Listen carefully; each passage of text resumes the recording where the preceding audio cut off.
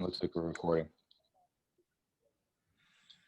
Hey, Colum, thanks for joining me today. For everyone out there, the 5 or 6 people or so that probably follow my musings in my particular blog space, I'm joined by Colum O'Brien, a co-founder and CEO of Modern Action. Colum and I, a little bit of background information. We met on a social media networking site called Entree or Entree. I don't think I've actually heard it pronounced ENTRE, which is kind of like a LinkedIn for entrepreneurs. But among all the Forex and crypto traders trying to separate me from my money, I was actually able to meet a genuine CEO who, is so far the first in what I hope is a kind of serial format of interviews with entrepreneurs, particularly those in newer companies. So, all right, end of spiel. Colum, thanks for joining me. Really glad to have you. Thank you for having me on. And yeah, like you said, it's nice to meet someone who isn't a crypto or forex trader who's guaranteeing to double my money I've heard it pronounced Entra. Entre. Okay. All right. So Yeah. something of like a foreign inflection there. Okay. Yeah. I think it's supposed to be like the first part of entrepreneur, but Yeah. that's I think the first time I pronounced it, I was like, entree? Like, what is this, a food app?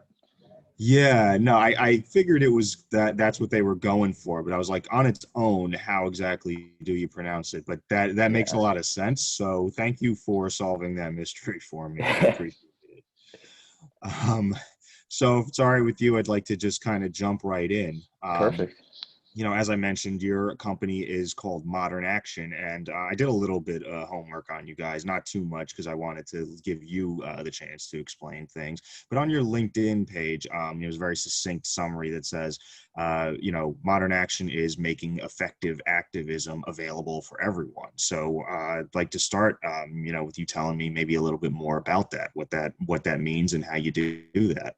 Right. So Modern Action is a web platform that allows users to go on and send a direct email petitioning for change directly to their elected officials. Okay. And so what we do is we host nonprofits, non-government organizations, or grassroots organizations. We allow them to create causes or petitions, and then instead of adding your signature to that petition, it Mhm. sends directly to your elected officials. I see. So it's like a lot of I guess before, let's say pre-modern action days, a lot of it is around a lot of nonprofits really had to kind of reach out to people with petitions, with, let's say, boilerplate emails for Yes, politicians. yes, And you kind of help them scale that by being an effective middleman. yes. And not only that, we have found that your standard online change.org petition when going to Congress isn't effective because, Hmm. uh, you know, uh, um, when someone in Congress gets a petition with however so many signatures, it could have a million signatures on it, but you're going, where do these signatures come from? Are they people in my voting district or are they people in South America? So it doesn't give them real data about their own constituents. Hmm. Um, Further, a lot of people aren't contacting their elected officials because it's so difficult to do. One of the leading inspirations behind Modern Action was when I tried to contact my elected officials. Not only did I have no idea who they were, just figuring out how to contact them took a half hour, much less having the ability to come up with it well researched, well thought out letter petitioning for change. It would take me at least 3 hours. You're wasting your elected officials' time if it's not accurate. Hmm. And further, we've actually found that they're all letters sent to them go into a CRM system, their own system, that provides them with analytics on Oh, what their wow. constituents want. So we're kind of just giving them direct data on what their constituents want, and so they can look at it and see, wow, these are the people assume, and I haven't found any research to back this up, but I'm kind of assuming here that um, people who send letters to Congress also vote. And so if they get all their, they look at all their letters, they go, okay, this is my voting population. This is the people I need to please. So if you have enough people reaching out, they just see it in their CRM system. Like, oh, okay, there's a lot of demand for change on whatever issue they're petitioning for. Yeah, no, that makes a lot of sense. I mean, I don't have any research to provide you on that, but I think it stands to reason that people making the effort to actually reach out to their congressman with something, other than death threats and maniacal whatever, Right. probably votes. So I suspect there's a strong correlation there. All right, interesting. Because one thing I hadn't realized when I looked you guys up a bit was what you're kind of describing about providing some sort of value for the elected leaders and politicians too. So there's like a third component to this. There's right.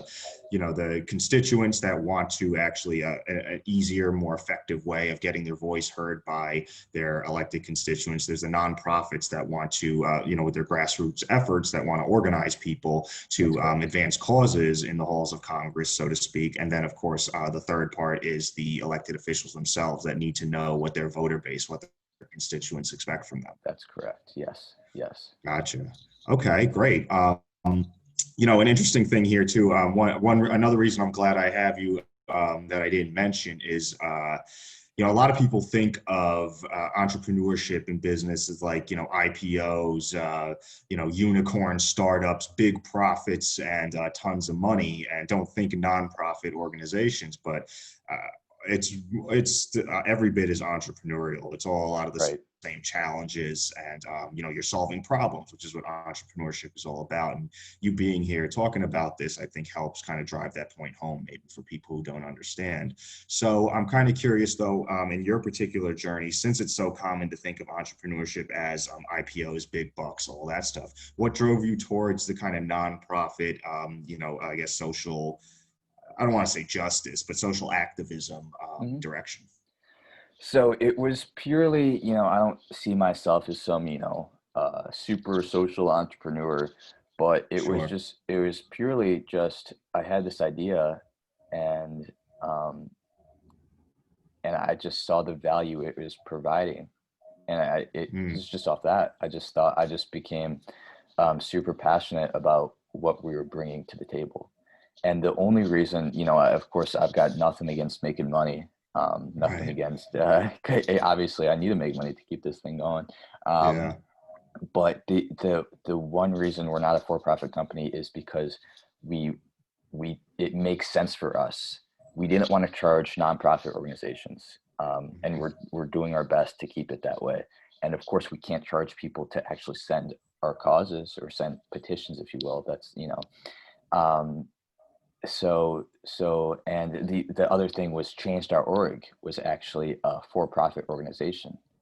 And when people realized that, they were very upset. They kind of got exposed recently because of a George Floyd petition that people were donating to, thinking it was going to help George Floyd's family or something like that. But Change.org was keeping, I don't know what they were doing with the money. They weren't saying. All they said was they marketed it publicly and on their site. And so we wanted to kind of keep that. When people think nonprofit, they tend to trust it more, and we kind of wanted to keep that identity with our brand. So that's the main reason we went that route. But yeah, I mean, as opposed to everything else, it's in my opinion, just as much a real business. Sure. No, absolutely. So that makes perfect sense. I mean, you are following your passion, like entrepreneurs, the successful ones will tell you to do. And the nonprofit angle is to maintain that credibility, that trust among the users, which makes a lot of sense. So I kind of like to that gives me a neat little segue here. I mean, I guess you mentioned you still got to make money, right? Yeah. So I mean, what do you guys fundraise? How does that work exactly? So right now we're bootstrapping, and we're eating the cost as of right now. We have a few ways we plan on making money. The first is hosting sponsored petitions. So for example, Entra had a post recently about how how mental health and entrepreneurs, like they had anxiety, ADD, depression, and when entrepreneurs compared to others, it would tended to be higher. I think that's what the post said. It was a while back. So if they went on and said, "Hey, we want entrepreneurs to have better benefits, something like that," um, and they created a cause on Modern Action, they would then get their brand on Modern Action. It looked very good for them because they're petitioning for a good change, but we charge them because they're a for-profit company. The second way we make money is we plan on implementing a point system. For example, if you were to send 3 causes, you get 3 points, and 3 points would donate a meal to someone who needed it, and the meal would then be sponsored by Aldi, or a corporate sponsorship, and then we would charge them to sponsor that meal. Hmm. And then the last way is like Wikipedia fundraising. If we Sure. if need be, we'd say, hey, to keep the site going, you know, uh, throw us Gotcha. some money. Yeah, I think once I donated like $3 to Wikipedia when they asked me. I felt like I was doing my part. I should probably Same, give them more. I same. I use the site enough, so I should probably that now I feel a little guilty. I'll have to go toss them another few dollars. It's the cost of a subway ride here in New York City. So what's the big deal? Right. Um, all Like right, they cool. say the coffee thing, right? That What's that? if everyone donated a cup of coffee, we'd be good for like 10 years or something. That saying they have. Yeah, yeah, I think Jimmy Wales, yeah, he effectively markets his fundraising using the analogies like that. So yeah, good point. Um, all right, so I guess again, I'm kind of curious then about like, have you found anything interesting, or what's like kind of the usage and growth been like? And have you found any like interesting facts around that? I mean, like, anything among the constituents, whether it's demographically or anything like that, or like trends among causes, anything So that stands out? yeah, so we're still moving out of private beta, so we still have limited, I guess, user testimonials and experience, but we have pitched to some nonprofits, and we found a high demand for this in areas where you need policy change to be effective. For example, environmental Hmm. issues, and criminal justice reform, because those all are so dependent on policy change to become successful. So we pitched to a think tank consisting of criminal justice reform uh, nonprofits, and they kind of just said, "Thank you, thank you, thank you so much for building this. This is exactly what we were looking for." Because It's great so much feedback. of their activism is trying to get this policy change. Gotcha. Okay, cool. Yeah, no, like I said, that's great feedback. I'm glad the reception's been so positive so far. So sort of in that vein, I mean, do you have something of a roadmap kind of laid out, like or is it kind of like let's just go, let's get that beta rolled out, let's get users. Are there I don't know, new features, new thoughts, anything you want to do in the immediate and long-term future? Yes. So immediate right now is just get more organizations on board. We believe that when organizations come, they're going to promote the cause to their own support base, and Mhm. then we get the users as well. And one of the beauties about what we do is, you mentioned that cut and copy and paste and send to your elected official format that a lot of these nonprofits use.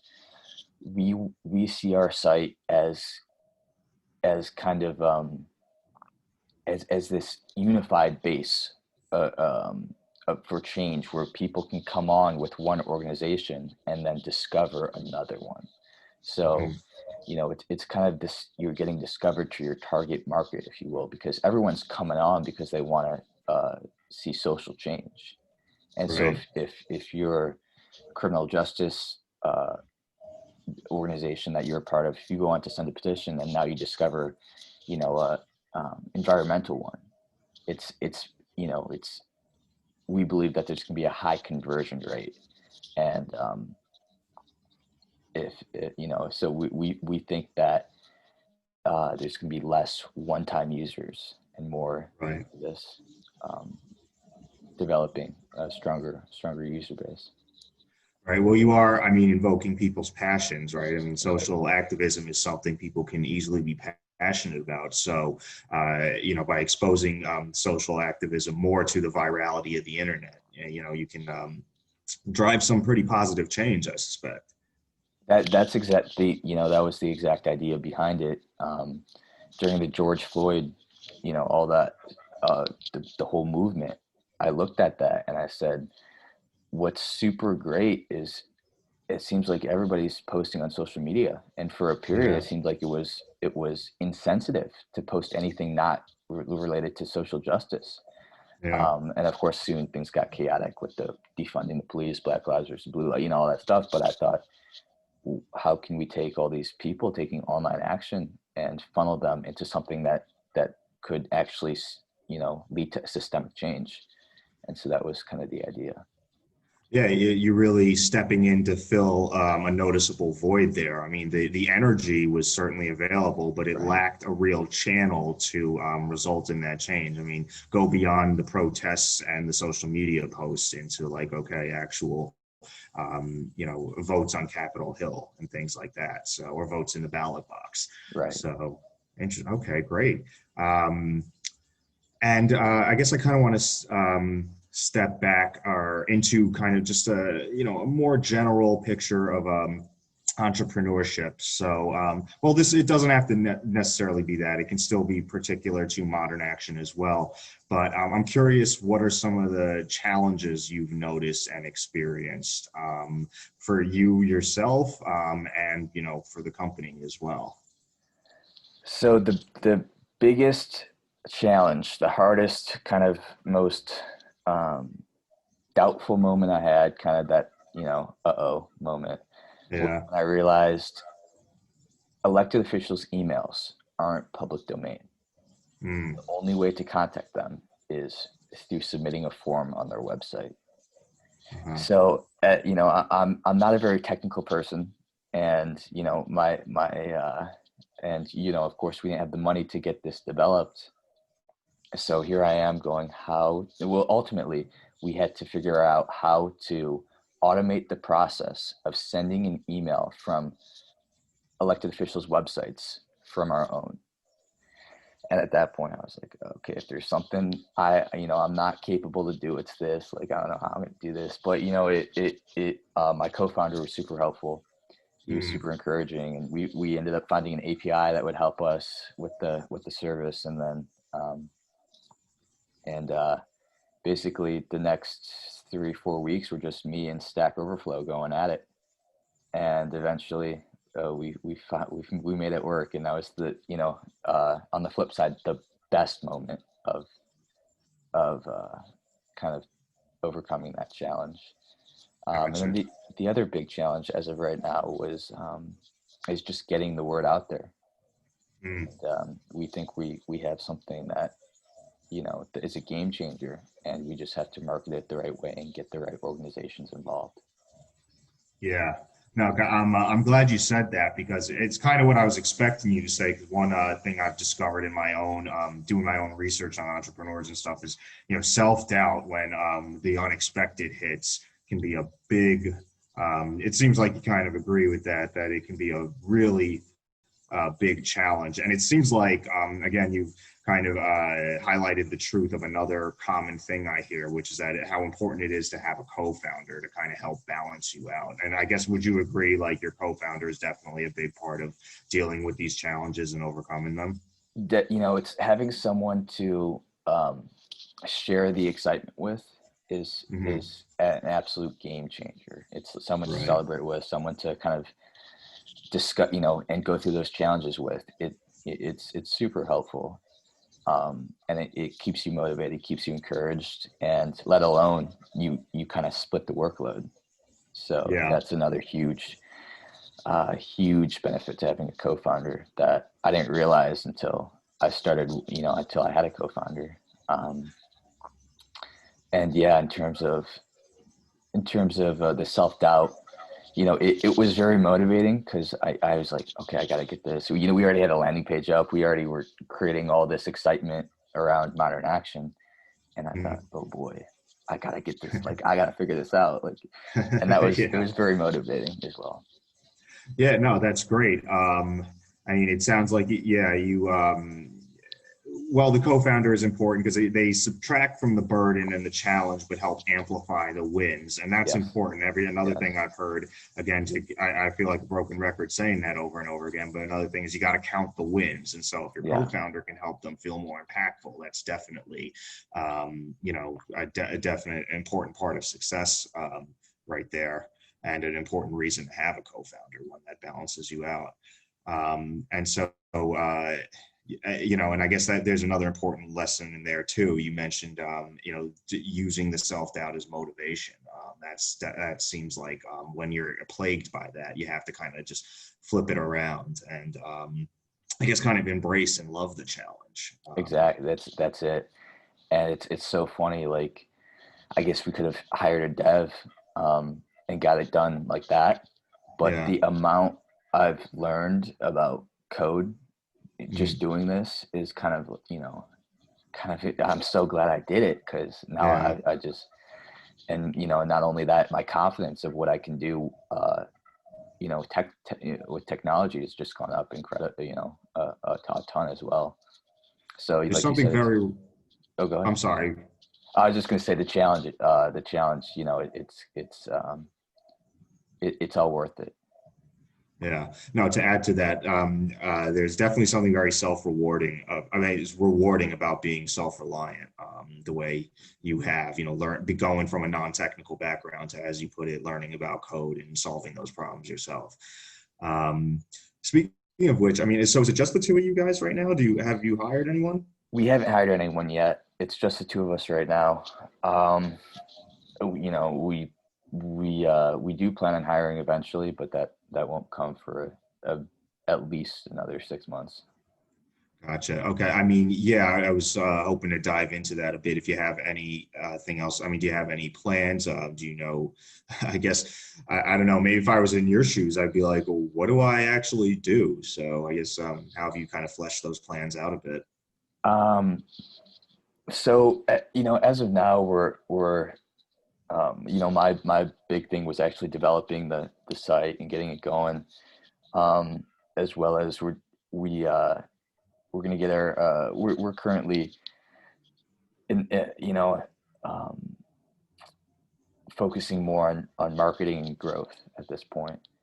Um, once we get to the point where we need to start hiring people, um, you know, I I would like to do it. Um, social media person. Um, uh, as of right now, that's their biggest need. Yeah. I guess I'm going to deal with the rest once it comes up. But that's a good problem. That's a something we're dying to have.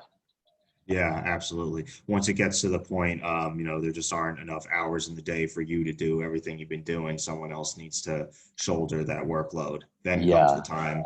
right. And I've been thinking a little bit of how I'd build this system out. Build the structure in the company. But as of right now, our main focus is optimizing what we can do to just grow this and get organizations on board. Gotcha. All right. And taking a step back to you and your co-founder for a bit. I mean, I see you wear the title of CEO, which, from what I've heard, it can be. Sometimes it isn't. Sometimes it is maybe a point of contention because ultimately it's like the buck kind of stops with the CEO. I guess, what sort of arrangement do you guys have? And how did you settle on like titles and responsibilities and stuff like that? So I should be clear. While I am CEO, he's very much just a part of the decision-making decision, and very much in the, we're a good team in that way. And you know, he's a good friend of mine, and he's, you know, I don't see anyone else who I could trust to be, it could trust this with. And so it's super helpful to have a guy like that who you can share the decisions with. Um, Right. but when we were deciding titles, he kind of, you know, he kind of asked me like, what title do you want? I was like, CEO. He's like, yeah, I want you to have that too.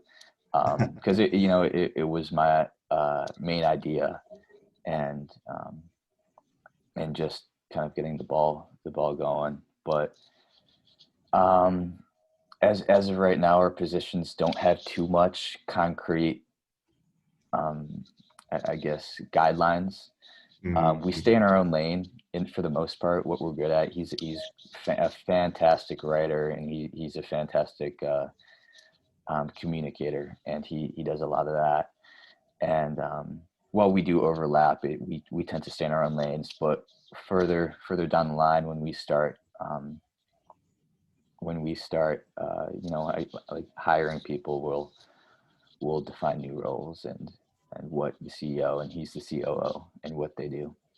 Gotcha. Yeah, I was going to ask you about that if you had thoughts around that. I mean, in my experience, you know, I've worked in, again, for for-profit startups, and the CEO tends to be the business guy. They interact with the investors. You know, they oversee the sales org, where like the chief operating officer is usually the product guy. All the developers and the chief technology officer usually report directly to them. So that's kind of how, in my experience, it's been kind of sectioned out. So I guess if you had any more thoughts that you and your co-founder have, you know, kind of shared with each other about how you'll do that when the time comes. Yeah. So when the time comes, you know, he he's going to handle all finances for sure. Okay. That's all him. Um, and you know, as opposed to uh, to the other stuff, I've yet to think too much about that. But, um, you know, I'd have to say we're going to build most of our system out together in terms of who does what. Um, but yeah, honestly, I haven't thought too much about that yet. Well, it may not be time, you know, like anything else. It's just, you know, necessity is the mother of invention usually. So once you need to, then I guess that's when you get more concrete thoughts around that.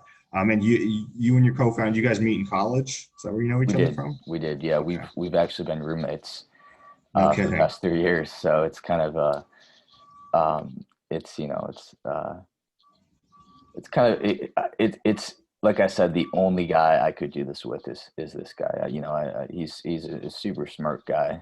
Um, and you know, it's super nice to have a guy like that who I can trust, running something that you know, I've put so much time into and so much effort into, and you know, I'm so passionate about. It's, you know, super helpful to have a guy like that alongside with me. Yeah, it sounds very serendipitous. I mean, I know a lot of a big challenge can be finding the right co-founders, and since there are so many challenges and so much uncertainty in entrepreneurship, it's pretty great that you know that wasn't one of them for you. So you know, Exactly. you're definitely very fortunate. Um, so I guess I'm kind of curious, you know, for any aspiring entrepreneurs or anyone getting started, I mean, do you have any bits of advice, anything maybe, I don't know, you don't think they'll expect that they should brace for, or just, you know, general wisdom and knowledge you think every entrepreneur should know? Get started. Just That's it. start. Just start. Yeah. I guess once you get started, um, you know, again, it's just kind of get started. You're gonna find your way. The Mm, resources are out there. We live in 2021. It's the information age. If anything you need to learn, it's online. It's, you know, yeah. you don't need a degree. You don't need to read more books. You don't need to, um, continue. You know, wait till you're done with college. Just start. Just start. Yeah. And if you're passionate about it, it's going to be the best decision you've made ever. Yeah, I remember hearing that bit of advice from some stuff I read on Y Combinator.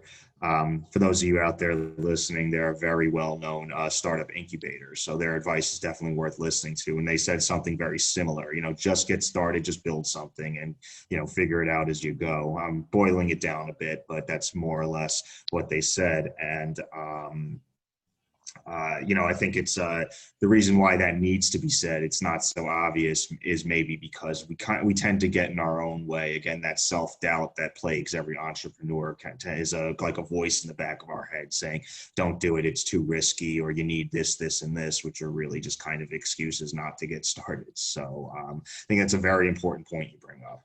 Agreed. And I think maybe it had some validity back in the day when it wasn't so easy to start a business. Where Mm, I'm thinking more before my lifetime, but now it's just anything you can connect with anybody over social media. You can um, like any we did. challenge you have. Yeah, exactly. Any challenge you have, there's got to be a bunch of blog posts about it at the bare minimum. There's books and podcasts, and it's learn on the go. It's so easy Yeah, nowadays. yeah. Um, Well said. Definitely kind of an outdated way of thinking that we probably need to just get rid of. yeah, big time, big time. Before we wrap things up, Colum, I'm just curious. I mean, is there anything I didn't ask you about, maybe that you want to mention or just talk about with your experience as an entrepreneur or particular to Modern Action? Not in particularly. Um, is there anything else you want to touch on? Um, I think I've covered just about everything. I'll probably kick myself and been like, I should have asked him this, this, and this, and that'll be part of the learning experience for doing this, and going forward, maybe those will be questions, or who knows, maybe in the future we can circle back with a follow up when the Modern Action has grown and become coterminous with social activism. That'd be And I awesome. can ask you Yeah. then. Yeah, that'd be awesome. We'll come back and maybe I'll have a better answer for some of these questions. Awesome. Sounds great. Well, everyone, Colum O'Brien, co-founder and CEO of Modern Action, democratizing social activism. And again, thank you for joining me. And, best of luck with everything. Hey, thank you. And thanks for having me on. I really appreciate Absolutely. that. It's been a pleasure. I'm gonna stop this recording.